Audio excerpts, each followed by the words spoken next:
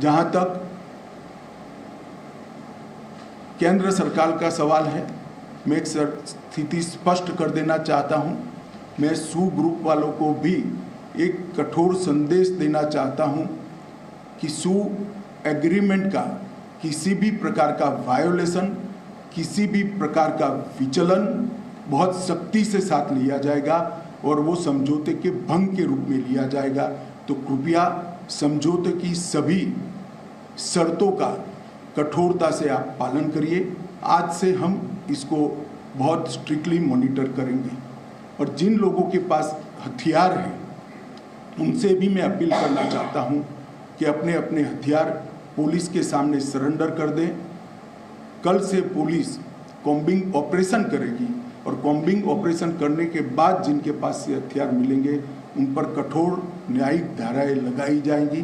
तो मेरा सभी से अपील है कि जिनके पास हथियार हैं वो सभी लोग पुलिस के सामने अपने हथियारों को सरेंडर कर दें। मैं सभी सिविल सोसाइटी ऑर्गेनाइजेशन से भी निवेदन करना चाहता हूं कि अफवाहों पर ध्यान न दें। समय शांति बनाने का है, समाज के अंदर सद्भावना बढ़ाने का है और जिस काम के लिए आप लोगों ने ऑर्गेनाइजेशन बनाया है मैं मानता हूं वो काम यही है। तो आप लोग कृपया दोनों साइड से शांति बनाने का, चर्चा का और सद्भाव बढ़ाने का माहौल बनाए, ऐसी मेरी आप सबसे विनती है। धन्यवाद। एक आराम से करिए, बैठ कर करिए। I represent Northeast Veto TV, which is based in Import. Now my question is, apart from the Houthi militants under the suspension of operation, we have received reports that large number of cadres of People's Defense Force. एक minute, मैं समझ गया। मैं हिंदी में बोला इसलिए शायद मेरी बात कम्युनिकेट नहीं हो पाई। अब ध्यान से सुनिएगा। सू मिलिटेंट अगर समझौते की किसी भी प्रकार की शर्त का उल्लंघन करते हैं तो अब उन पर कठोर कार्यवाही होगी, ये मैंने पहले ही स्पष्ट कर दिया है। Next. Is the Home Ministry have information about the interference of Myanmar's militants here for what is happening here in this period? देखिए, सूचनाएं कई प्रकार की मैं सार्वजनिक करना नहीं चाहूँगा, परंतु जो भी सूचनाएं इसको हम डील कर रहे हैं और कड़ाई के साथ डील कर रहे हैं।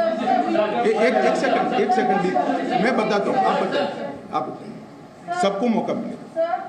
The government of India has outlawed the NSC and IM while still having talks with the government of India. Why is that none of the Houthi groups with whom you are under suit have been outlawed by the center till now? देखिए, हमारी बातचीत सभी से चल रही है। North east में अब तक 15 अलग अलग हथियारी ग्रुपों से हमारा समझौता हो चुका है। 8000 से ज़्यादा लोग सरेंडर हो चुके हैं। नरेंद्र मोदी सरकार बनने के बाद 2014 से लगभग 8000 उग्रवादी हथियार डालकर मेन स्ट्रीम में आए। बाकी लोगों से भी बातचीत चल रही है।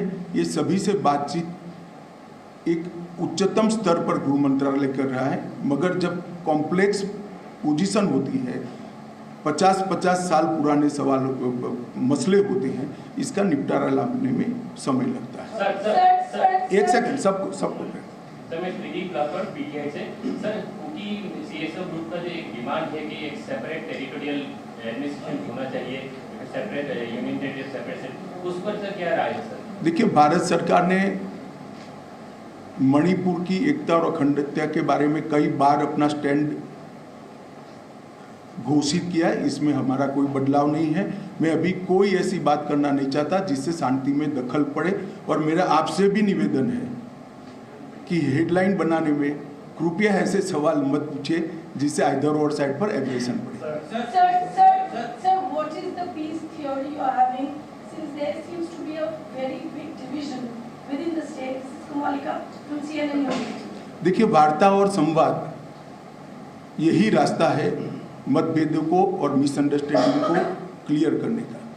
मुझे लगता है एक बार राज्यपाल महोदया की अध्यक्षता में पीस कमेटी घूमकर सबको सुनेगी। मैंने भी सुना है, काफ़ी सारी चीज़ें आई हैं। मैंने एक दूसरे के साथ कम्युनिकेट भी किया है, एक दूसरे के ग्रीवेंसेस को। वो दोनों ग्रुप भी अभी अपने यहाँ इस पर विचार कर रहे हैं। एक बार वार्ता शुरू होगी तभी मिसअंडरस्टैंडिंग क्लियर होगी। एक सेकंड, सबको मैं बताऊंगा भाई।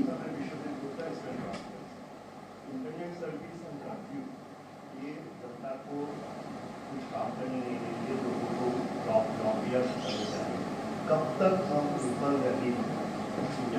शांति होते ही तुरंत कर देंगे। Sir, how many Kuki militants specifically came out here in Manipur? And how are you going to monitor them? देखिए, ये एग्जामिनेशन नहीं है, सिक्योरिटी रिलेटेड चीज़ों का इस प्रकार से जवाब नहीं दिया जाता है।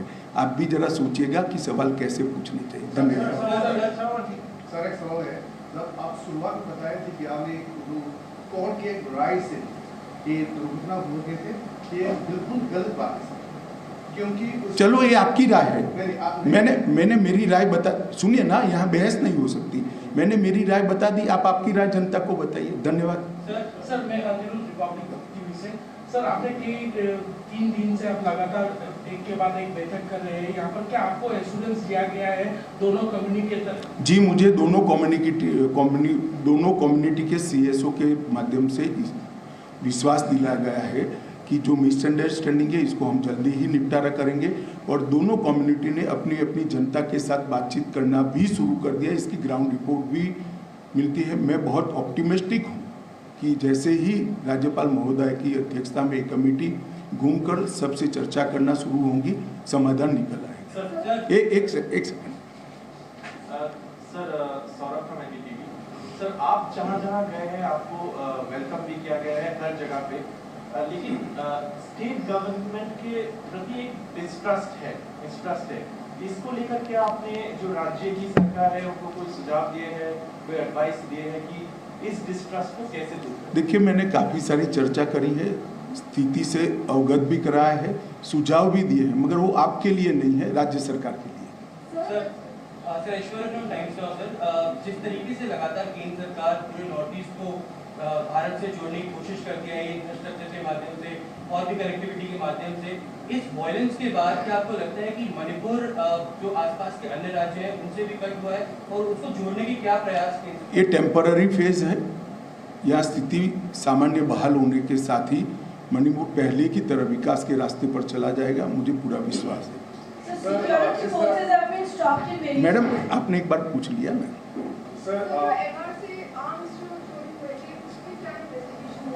इन्वेस्टिगेशन हो रहा है, मगर मैंने पहले अपील करना चाहता था, मैंने आज अपील कर लिया है। जिनके पास भी आर्म्स है वो सरेंडर कर दे। बाद में कॉम्बिंग भी होगा और कठोर कार्यवाही भी होगी। हमारे पास सूचनाएं भी हैं। एक सेकंड। सर, क्योंकि मणिपुर एक बॉर्डरिंग स्टेट है और आपने कहा बॉर्डर को फेंसिंग की बात भी चल रही है और स्ट्रिक्ट विजिलेंस वहाँ पे होगा। अब बाकी जो राज्य हैं बॉर्डरिंग स्टेट मणिपुर के, उन पे किस तरह का असर पड़ सकता है? मणिपुर में इस तरह का वायलेंस। पहले मेरी बात पूरी आप सुन लीजिए। 10 किलोमीटर बॉर्डर फेंसिंग हमने ट्रायल बेस पर किया है और इसके आधार पर 80 किलोमीटर और कर रहे हैं। बाकी का सर्वे चल रहा है। और जहाँ तक बाकी स्टेटों का सवाल है, जहाँ जहाँ प्रॉब्लम होगी भारत सरकार जरूर सोचेगी रिपोर्ट के आधार पर। Sir, you have just said that the government media will be taking strong action to the Muslim religion.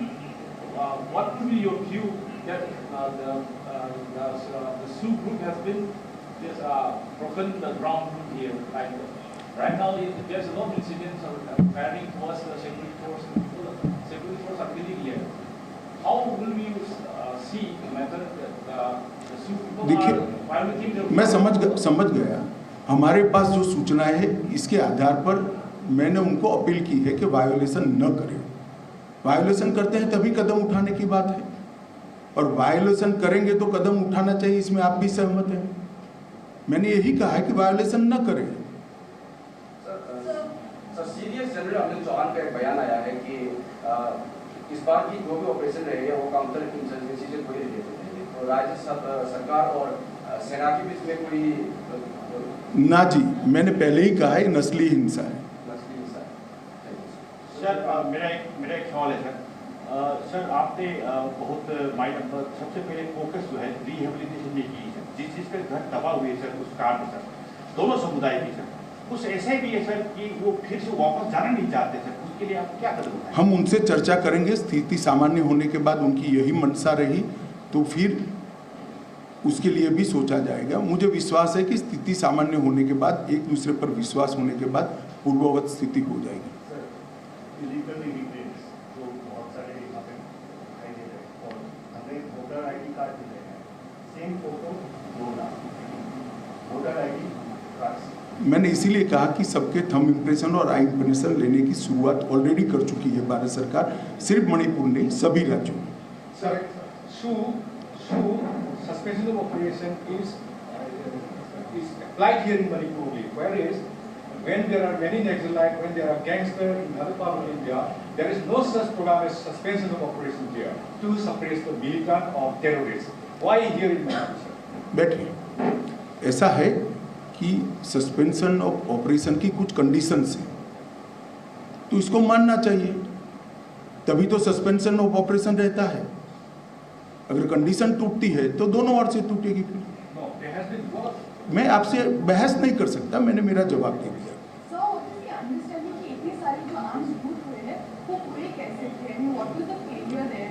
काफी कुछ मात्रा में आर्म्स आ गए हैं और जब मॉब आता है तब उस पर डायरेक्ट फायरिंग करना एक झिझक होती है। अब स्थिति सामान्य हुई है और मुझे विश्वास है कि आज मेरे कहने के बाद काफ़ी मात्रा में और भी आ जाएंगे, नहीं आएंगे उसको हम कठोरता के साथ कॉम्बिंग कर ढूंढेंगे। सर ये जो आर्म्स जो यूज हुए हैं दोनों तरफ से, ये सर सू ग्रुप से निकला है या पुलिस से, सर अक्रॉस द बॉर्डर भी सप्लाई हुआ है? देखिए, आप प्रेस कॉन्फ्रेंस में इस तरह की सूचनाएं मुझसे अपेक्षा नहीं कर सकते हैं भैया।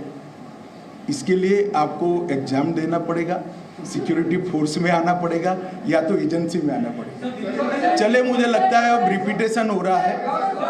मैं अंत में आप लोगों को भी अपील करना चाहता हूं कि आप भी शांति हो इस दिशा में आपका रिपोर्टिंग भी कीजिए, आप सभी अपील भी कीजिए और सभी समुदायों को शांति बनाने में आपका सहयोग भी दीजिए। बहुत बहुत धन्यवाद।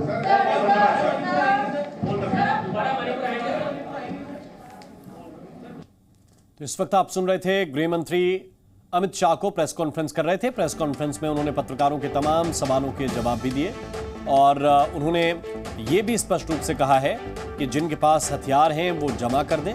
उन्होंने ये भी कहा कि 8000 उपद्रवियों ने सरेंडर किया है। कल से पुलिस का कॉम्बिंग ऑपरेशन है। उन्होंने ये भी बताया कि जल्द ही स्थिति पूरी तरह से नियंत्रण में होगी।